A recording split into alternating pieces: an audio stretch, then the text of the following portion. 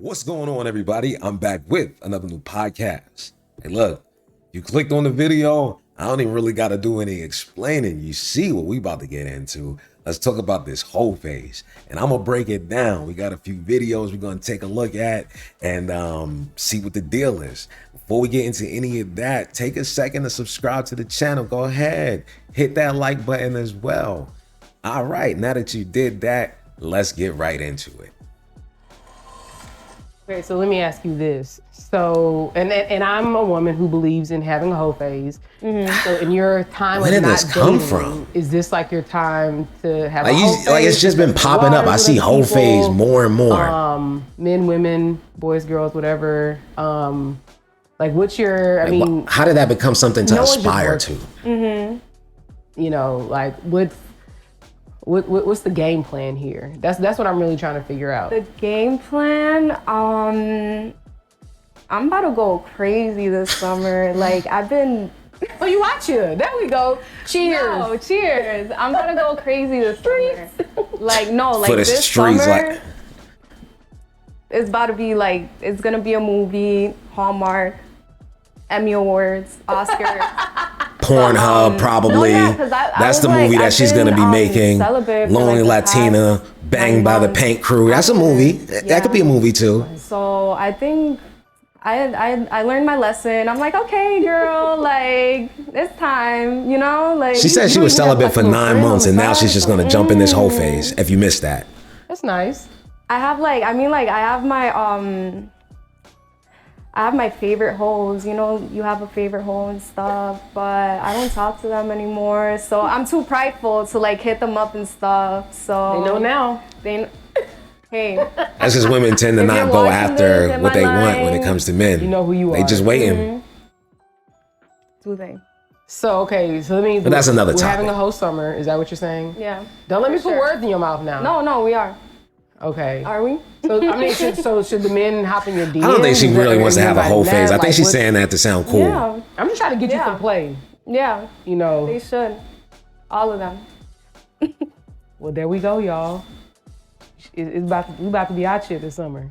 So y'all need to hit her up. See, but that's usually how it goes. You know, you got Thotimus Prime on one side encouraging, you know, the other one to be a hoe. Like, hey, just come on, this is a cool thing. Like being a hoe is gonna be great. It's gonna be a movie. Delusional. That's delusional as hell.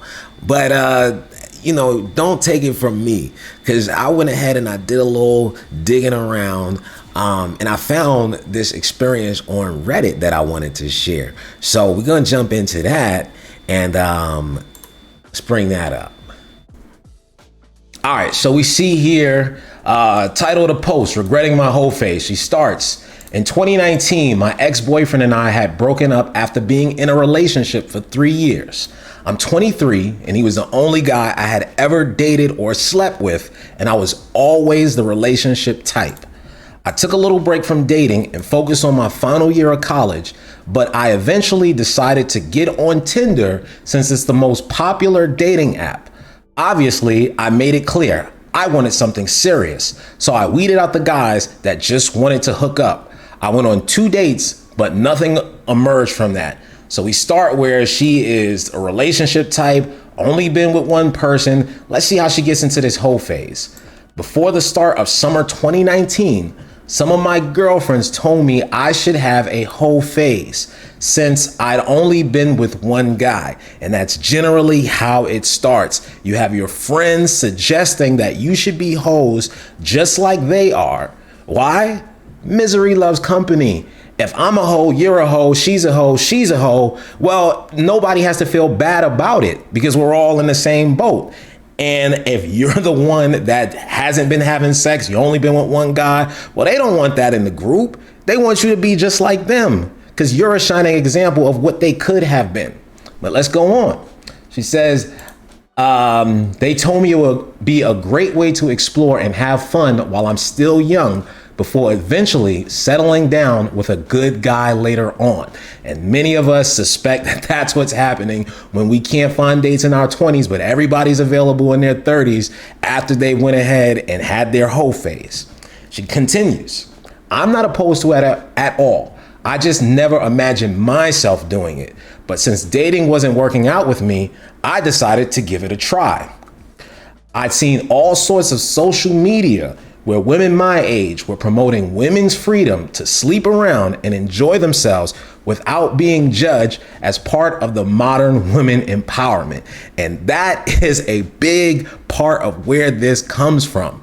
There is this whole women's liberation, and that includes sexual freedom, the freedom to sleep with whoever you want. Yes, you can do that, but there are consequences. Just like freedom of speech, you have the freedom to say what you want, but you don't have the freedom from consequences, and having a whole phase brings consequences. But we're gonna keep going. She says, I even went on Reddit for people who asked the same question, and most people answered, you should do whatever you want to do and not be judged. Or women can sleep around casually, just like men. I want you to remember that sentence right there. Women can sleep around casually just like men. Is that true or not? We'll revisit that. She continues, I thought it was inspirational, so I decided I wanted to try it out. From the summer of 2019 up until the end of 2020, I embarked on my whole phase and started to become less picky on Tinder. So we're talking about a year and a half of being a hoe. She said, I ended up sleeping with a lot of guys in that time. I made sure to use protection with most of the guys, besides a few mistakes, and I made sure to get tested. This is one of the other problems with being in a whole phase. It is an irresponsible phase. So when it's time to make responsible decisions, you're already training yourself to be irresponsible. And sometimes you're going to not use protection when you're in that whole phase. And that brings on a whole other host of problems: unwanted pregnancies, unwanted diseases, unwanted connections to people that you probably shouldn't be dealing with in the first place. But let's continue to let her tell her story. It says, looking back at it, I honestly do not understand why this was praised by other women. It was just a bunch of bad hookups, manipulative guys, some of which were cheating on their girlfriends and probably some wives too, and being ghosts the morning after hooking up. I feel naive thinking before that the whole phase would be filled with mind-blowing orgasms from super hot guys that are chill and respectful. And this is the delusion that we are talking about. The whole, oh, it's gonna be a movie, it's gonna be Hallmark, I'm gonna get out here and live my best life. Okay, she lived her best life and she don't feel like it was a movie. If anything, it's probably a horror flick. But let's keep going. She says, I felt empty and not at all empowered. Surprise, surprise. And I felt more used than anything. I wasted all those nights showering and getting ready for D appointments, making sure I'm looking good, only to have to drive over to the guy's place for a disappointing night. In fairness, I was using sex as a way to cope through my final year of college and my first year working my full-time job. It was a way to make me feel less stressed, but it was barely a temporary fix. That is another thing. Whole phases are generally when you're trying to run away from a problem that you're already facing. For her, it was her final year of college. She started working full time. She had gotten out of a relationship and she's using sex to cover the pain of what's going on or the stress of what's going on. And so if you're trying to get into a whole phase, you should ask yourself, is there anything that I am running from? Is there any issues that are currently going on in my life that I'm going to use sex to try to solve? And if that's the case, you're going to be sadly mistaken, because sex does not solve issues. If anything, it's only going to create more. But we're going to continue to let her tell her story. She says, I stopped my phase near the end of 2020 and decided I wanted to start dating seriously. But the problem now is when the topic of my past comes up. Surprise, surprise. Surprise, some motherfucking prize that there's going to be a problem. It's not that guys immediately ask about my past, but eventually when you're dating, it starts to get into that topic. I'm an honest person and I tell them the truth. But unfortunately, they get intimidated by my abnormally high number. That is another problem. If you are in a whole phase and you have to tell somebody what you had going on, chances are they're gonna look at you like, I don't want that, right? Guys don't want women with high body counts. And I know a lot of women don't want guys with high body counts, to be fair, to make it fair on both sides. Let's keep going. Says, I feel the whole phase is a big mistake. Not only did I feel used and empty after a whole year of that, I feel I wasted my time trying to look presentable for guys who would end up ghosting me and then have to deal with the consequences about having slept around. Guys getting intimidated. The advice I've seen given to others with the same issue are mainly, oh, he's not worth it. A guy shouldn't be bothered by your past. Or a guy shouldn't think of you different because of your past. But that's the thing. People can say a guy shouldn't judge a girl for that reason, and that eventually I'll find one who won't care. But that's not reality. Thank you.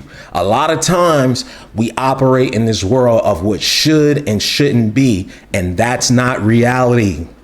Reality doesn't go based on what should be. Reality goes based on what is. And that's the world that people have to deal in, so they are not deluded by people on social media or their friends to have them behave in a manner that they normally wouldn't and end up with regrets later. She continues on. She says, but I don't think that makes them wrong. I feel like a hypocrite to think otherwise, because I'm pretty sure I feel concerned if a guy I'm dating has been with an insane high number of girls. Exactly. I regret my decision to listen to my friends and social media talking about women empowerment.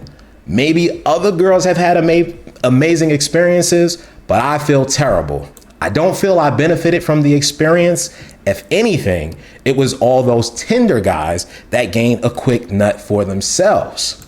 And while I'm trying to move on from that, I don't know how to deal with dating now. Should I try to hide my past? Some people say that I should tell the guy I'm not comfortable answering, but I feel that would cause some concern as well. On social media, I see girls joking around and saying, divide your number by 5. The great J. Cole said, you gotta multiply by 3. You gotta multiply by 3. She's dividing by 5. Says, but I'm not gonna lie. So if that question comes up, I will be honest as always. And while everyone says, don't worry, you'll eventually find a guy who won't care about your past, I've been waiting for that guy for almost a year. And that is the end of her post. And unfortunately, she has put herself in a very precarious situation. She started out as a good girl.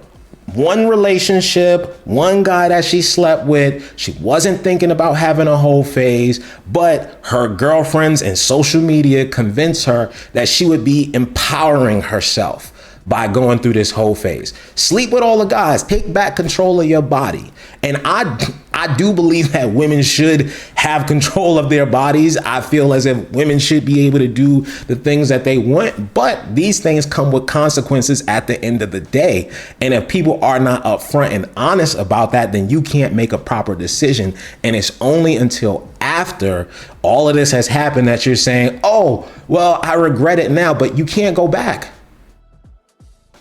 You can't take those bodies away.